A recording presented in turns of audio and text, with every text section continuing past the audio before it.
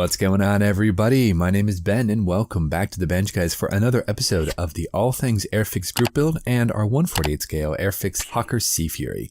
Let's go ahead, jump right on in. Now, last time we went ahead and overcoated everything with a nice gloss coat. The cockpit is more or less ready to go. We have the fuselage sidewalls also ready to go, and a couple of the consoles there on the side, and the wiring and whatnot pretty much all dialed in. So I'm good with that. Today I want to go ahead and first off start in the cockpit. I want to overcoat the entire thing with a nice flat coat. I'm going to be using some Winsor & Newton matte varnish, and then we'll come in with just a tiny bit of future and we'll dot each of those dials on the instrument panel with some gloss, just to kind of make them pop a little bit. But other than that, I think we're pretty good. I thought about adding in some extra wiring and whatnot. You know what? It looks pretty decent. I don't really want to fool with it. Plus, you're not going to see a lot in there anyway. There's no point in worrying about it, really. Now, today I want to go ahead and push forward, get the fuselage all nicely tacked together, and get that attached onto the center portion of the wing. Now, to do that, we need to go ahead and figure out what ordnance we're going to be running. I'm probably going to go either drop tank and camera pod, or both drop tanks, which means drilling out those holes and making sure we can get everything attached when it comes time to go ahead and load on that ordnance. I also want to go ahead and do some detail work there on the wheelbase. That I think would be pretty fun to do. But before we get any of that started, let's go ahead and jump into a time lapse. We're going to overcoat the center section of the cockpit with a nice flat coat using Winsor & Newton matte varnish. We're going to come in, get future on those gauges, get the cockpit nicely installed, get all the wiring in there, and then get that up into the fuselage, get the fuselage together and install it onto that bottom portion of the wing. Should be fun, guys. Let's go ahead and get it started, see what we can do.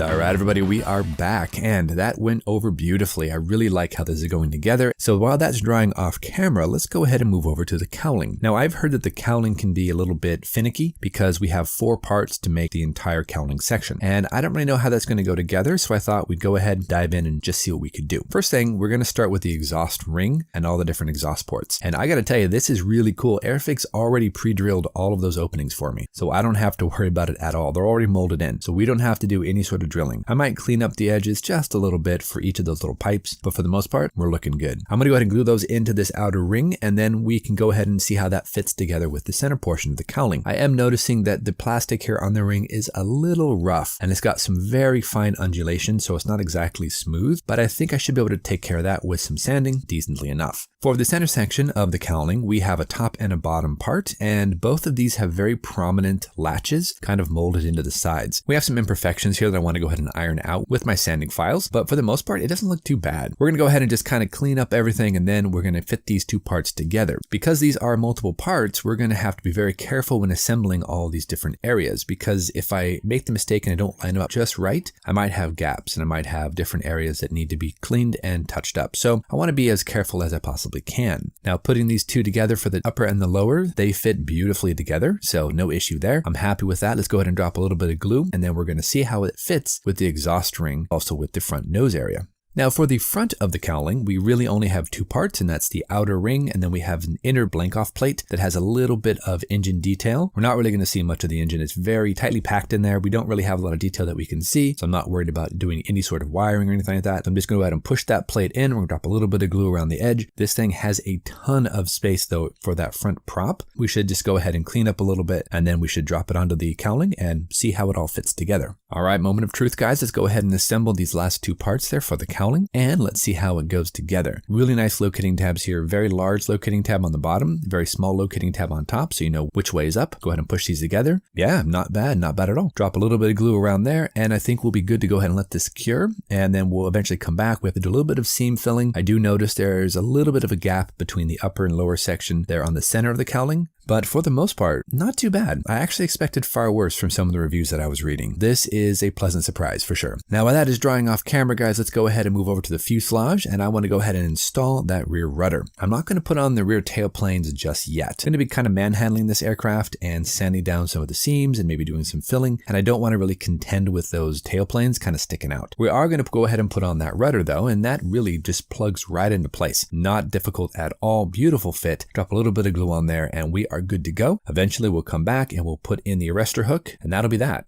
Now let's talk a little bit about the outer wing panels. This kit gives you the option of having wings extended or folded. I'm going to go ahead and go with the extended wings. I just like to look at that a little bit better. So to do that, we need to go ahead and install these attachment points. And these are some really interesting engineering that Airfix has done here, because we have a lot of very secure and positive attachment points here. And I don't think we'll have any issue getting those outer portions of wings nicely attached to this subassembly. Gives us a nice framework to go ahead and get everything kind of glued in. So let's go ahead, drop those into place, drop a little bit of extra thin Tamiya, and then move over to the top portions of these areas. Now let's go ahead and place on the top portion of the wing. There's no reason not to do this now. I've got the holes drilled out for the drop tanks. We have our wing attachment points nicely glued into place. Let's go ahead and tack in the tops of the wings. I've been noticing that this kit has amazing fit. So far, I haven't had really any problems with any parts going together, and these wing panels just drop right into place. I might still run a little bit of Mr. Surfacer in there and then wipe it down with some acetone just to make sure we don't have any sort of overly accentuated panel line, just to kind of minimize them a little bit. I love it when the wings just drop right into place. So I'm happy with that. Let's go ahead and glue on the next portion of that center panel, jump into a time lapse, get some CA glue on different seams, do a little bit of Mr. Surfacer work, and then we're going to go ahead and move over to the wheel well where I want to do some scratch building and some detailing. Back into that time lapse. Let's push on and have some fun.